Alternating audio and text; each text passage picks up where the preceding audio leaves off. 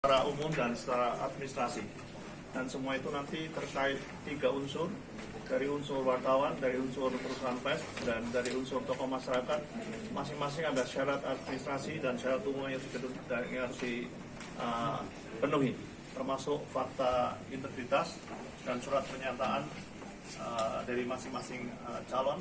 Dan kemudian juga ada satu lagi juga yang penting adalah surat keterangan bebas pidana dari pengadilan yang selama ini belum ada, tapi tahun ini akan diadakan sehingga kita lebih maksimal. Sekali lagi semuanya bisa dilihat dan diunduh dari websitenya Dewan Pers terkait tentang pemilihan anggota Dewan Pers yang baru. Ada perbedaan proses rekrutmen kali ini atau persyaratannya dari tahun-tahun sebelumnya tadi butuh ada keterangan tidak melakukan tindak pidana atau ada hal lain lagi? Sebetulnya sama, cuma ini hanya untuk penegasan saja. Kalau dulu kan istilahnya kan SKCK ya, surat keterangan kelakuan baik ya. Tapi kalau sekarang lebih daripada itu, karena kalau surat keterangan kelakuan baik kan datang dari kepolisian. Tapi kalau surat keterangan bebas pidana itu dari pengadilan. Itu aja yang menambahkan.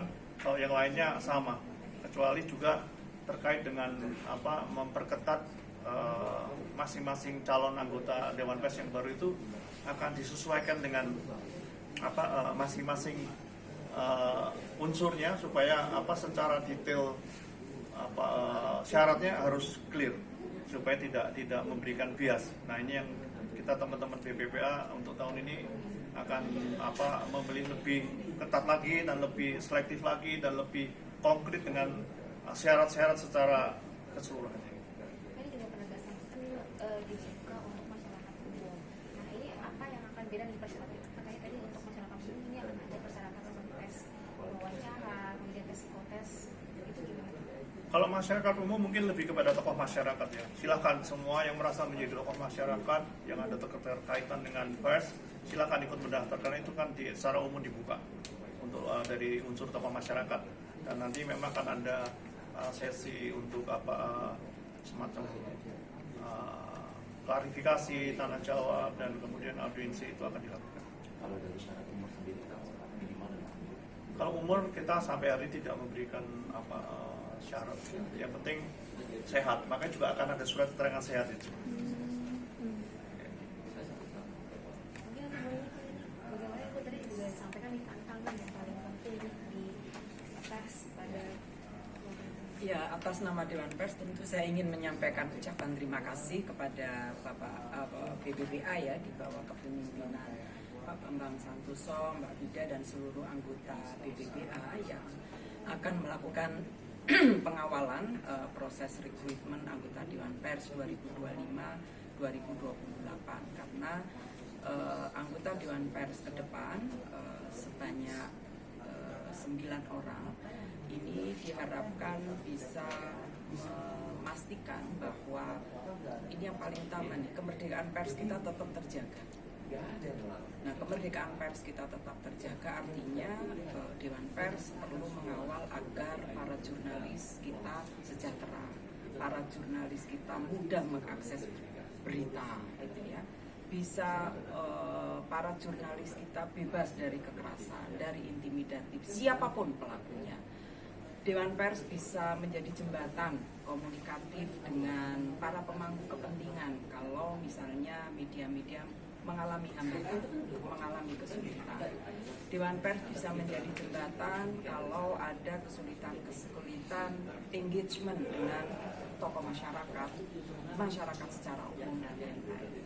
Yang ke depan juga menjadi sangat penting, dan ini tantangan yang bersama-sama dengan komite.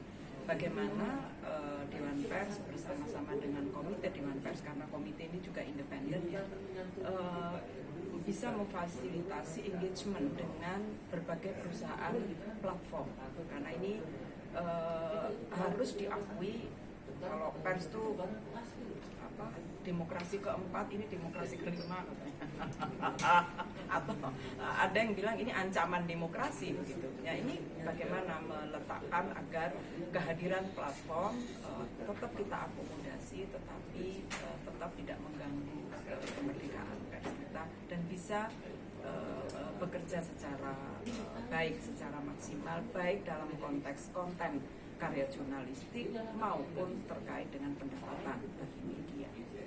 Nah, oleh karena itu, seperti yang tadi disampaikan oleh Pak Ketua, BPPA akan bekerja keras agar 9 orang terpilih, apakah yang mewakili unsur jurnalis, yang mewakili unsur perusahaan pers, maupun unsur masyarakat adalah orang-orang yang diharapkan representatif untuk memastikan berjalannya Undang-Undang 40 tahun 99. Ada satu lagi agar ada AI ke depannya seperti apa? Ya, saya kira IE kan bukan barang baru ya bagi pers ya. Tadi juga ditegaskan oleh Pak Ketua. Ini kan bentuknya saja yang berubah, bentuknya saja yang terus berubah, dan sekarang sudah ada AI generatif dan mungkin besok bisa jadi ada perubahan yang baru.